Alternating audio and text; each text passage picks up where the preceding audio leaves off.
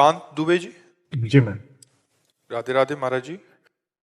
महाराज जी, क्या ईश्वर की अनुभूति हुए बिना उनसे प्रेम हो सकता है? ईश्वर की अनुभूति के लिए क्या करना रहेगा? बिना देखे वैसे प्रेम तो असंभव लगता है। नहीं, हमने आपको देखा है नहीं तो आपसे प्रीति कैसे हो? लेकिन भगवान के नाम और गुण, इन दो में ऐसी बात है कि देखने की व्याकुलता पैदा हो जाती है। जैसे आप सत्संग सुनो, भले चित्र वाला सत्संग न सुनो, वाणी केवल सुनो, और दूसरे से प्रशंसा सुनो और सत्संग सुनो, तो आपके मन में आने लगे कैसे हैं बाबा, कैसे हैं। देखने का मन आएगा कि नहीं आएगा? आप 2-4 महीने लगातार केवल वाणी सुनो, उसे क्या कहते हैं, ऑडियो, और चर्चा सुनो, 3-4 लोग ऐसे मित्र हो जो तुम्हें प्रशंसा बतावें, तो आपके मन में एक इच्छा जागृत होगी, जिज्ञासा, कैसे हैं बाबा, यार एक बार देख लेता कि ये कैसे है। तो आपको फिर वीडियो दिखाए, जब वीडियो देखोगे तब एक बार लगेगा चल के सामने लाइव देखें। तो कैसे आना हुआ? सुन करके। सुन करके विभीषण जी कह रहे हैं, श्रवण सुजस सुनि आयऊं प्रभु भंजन भवभीर, त्राहि त्राहि आरति हरन शरण सुखद रघुवीर। भगवान की महिमा सुनकर, भगवान की लीला कथा सुनकर, भगवान का नाम जप करके उनसे प्रेम किया जाता है। फिर उनके देखने की लालसा जागृत होती है, तब रुदुस्वरम राजन कृष्ण दर्शन लालसा, फिर रोना प्रारंभ होता है, फिर भगवत अनुभूति हो जाती है, भगवत दर्शन हो जाते हैं। विशुद्ध प्रेम भगवान की चर्चा और नाम से हो जाएगा, विशुद्ध प्रेम। वैसे तो लौकिक सिद्धांत में बिना देखे प्रीति कैसे हो सकती है? हमने आपको देखा ही नहीं तो प्रीति कैसे हो जाएगी? लेकिन प्रीति का सिद्धांत जो भागवतिक है, वो भगवान की चर्चा सुनने से, भगवान का नाम जप करने से धीरे धीरे धीरे धीरे हृदय में व्याकुलता आ जाएगी कि वर्षों से जिनकी बात सुन रहा हूँ, जिनका नाम जप कर रहा हूँ, वो कैसे एक बार तो देखने को मिल जाए। तो फिर रोना आने लगता है। जब रोना आने लगता है तो उसी समय भगवान फिर भावना में झलकते हैं। अगर भक्त प्रगट चाहता है तो प्रगट दर्शन हो जाते हैं। पर निरंतर नाम, तैल धारावत अखंड, और भगवान की चर्चा सुनना। रत्नावती जी नाम की एक महान भक्ता हुई है, जयपुर में मानसिंह राजा थे, उनके भाई थे माधव सिंह, उनकी पत्नी थी। तो उनकी दासी वृंदावन के संतों से जुड़ी थी, और वो भगवत चर्चा में इतना आनंद ले चुकी थी कि प्रेम हो गया था बिहारी जी से। थोड़ी थोड़ी देर में वो कहते, हा कुंज बिहारी, हा कृष्ण, हा रास विलासी। तो रत्नावती जी की दासी थी, पैर दबाती थी। तो उनका एक, तू दासी मेरी और किसी पुरुष का नाम ले रही? मेरे यहां ऐसी दासियां नहीं है जो हमारी सेवा को छोड़कर किसी पुरुष की तरफ आंख उठाए। तो उनका, महारानी जी आप गलत मत समझिएगा, ये वृंदावन के ठाकुर जी का नाम है। वो नाम भी नहीं जानती थी, इतनी विलासिता में युक्त रानी थी। तो उनका वृंदावन बिहारी, भगवान थोड़ी चर्चा करना। बोले रहने दो, अगर ये चर्चा का नशा चढ़ गया ना तो महारानी जी आप फिर महारानी नहीं रह पाएंगी, हम आपसे जरूर कह रहे। उनका बुला लिया और सिराने बैठाला, कहा आज से तू मेरी गुरु, सुना ना। तो भगवान की रूप माधुरी, लीला गुण माधुरी जो संतों से सुनी थी, अब तो रानी को विकलता होने लगी। कहा कि इन प्रभु से कैसे मिल सकती?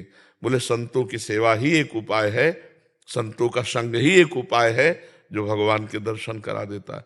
तो पास में ही उन्होंने संतशाला बनवाई, खूब संतों को बुलवा बुलवा कर चरण धोना, उनको भोजन पवाना, कीर्ता कथा। पर वो पर्दे से संतों के दर्शन करती, संत उन्हें नहीं देख सकते थे, सब सेवा करवाती। ये खबर जब माधव सिंह को पहुंची, वो राजा थे, तो ये क्या बाबा जियों को बुलाकर महल के पास रखना और सब। अब वो राज भाव एक अलग होता है, संतों के प्रति भक्ति भाव अलग होता है। बहुत क्रोध आया, पत्र में कठोर शब्द लिखे। तो पुत्र को भी थोड़ा बुरा लगा कि माँ के प्रति ऐसा कैसे कह दिया, माँ तो परम भागवत संत सेवा। तो जब कहा माँ अब तू ऐसी ही हो जा जैसा पिताजी ने कहा है, मुंडन करवा लिया। रानी थी, और आप पर्दे से नहीं, संतों के बीच में आकर के कीर्तन करना न। माधव सिंह ने जब ये सुना तो उनको लगा मरवा डालना चाहिए, नहीं भारी बेइज्जती हो रही रानी होकर के ऐसा। तो उन्होंने जंगल से एक सिंह पकड़वाया जाल में, और ठीक संतशाला के सामने जाल का पिंजरा ऊपर से बालकनी से रस्सी में बांध के खींच दिया। कि वो रानी सामने ठाकुर जी की पूजा कर रही थी और दासी आरती सजा रही थी और संत जन कीर्तन कर रहे थे। दासी ने कहा महारानी सिंह सावधान सिंह। तो उन्होंने थाली पूजा की थी, ऐसे हुई देखा, उन्होंने कहा सिंह नहीं नरसिंह, और नजदीक गई और जैसे कोई गाय पूजेला ऐसे जंगली सिंह का पूजन किया, आरती की और कहा भगवान बड़े कृपाल हो, आप इस रूप में दर्शन दिए। वहां तो गाय की तरह खड़े रहे सिंह भगवान, फिर पीछे मुड़े, जो बालकनी में थे ना, एक छलांग मारी और सुन सैकड़ों को मार करके भाग गए। एक भी तनिक डर नहीं लगा रत्नावती जी को। आखिरकार माधव सिंह को चरण छूना पड़ा अपनी पत्नी के। ये कथा का नशा देखो कैसा बना दिया। मथुरा की ब्राह्मण पत्नियां थी, कभी कोई और साधना नहीं, केवल यहाँ वृंदावन की मालिनी जाती तो आज श्री कृष्ण ने ये पोशाक पहन रखी थी, आज श्री कृष्ण ने बकासुर को मारा, आज अघासुर को मारा। कथा सुन सुनकर उनके मन में आई कि एक बार मैं देख पाऊं श्री कृष्ण को। तो भगवान उनकी इच्छा पूर्ण करने के लिए एक दिन सखाओं से कहा आज भोजन नहीं ले चलेंगे, आज जल्दी सुबह चलेंगे। तो आज्ञा का पालन होता था, सखा सब गाय लेकर के और भगवान मथुरा की तरफ गए। सखाओं ने कहा जब 12 बजने के बाद की भूख लग रही है और कोई भोजन लाया नहीं, प्रभु बहुत बड़े बड़े असुरों को मारा, ये भूख हमारे को खाए जा रही, कुछ उपाय करो। भगवान ने कहा मथुरा के ब्राह्मण यहाँ पास में यज्ञ कर रहे, जाओ उनसे हमारी प्रार्थना करो जाकर के कि श्री कृष्ण बलराम भूखे, उन्हें थोड़ा भोजन दे दे।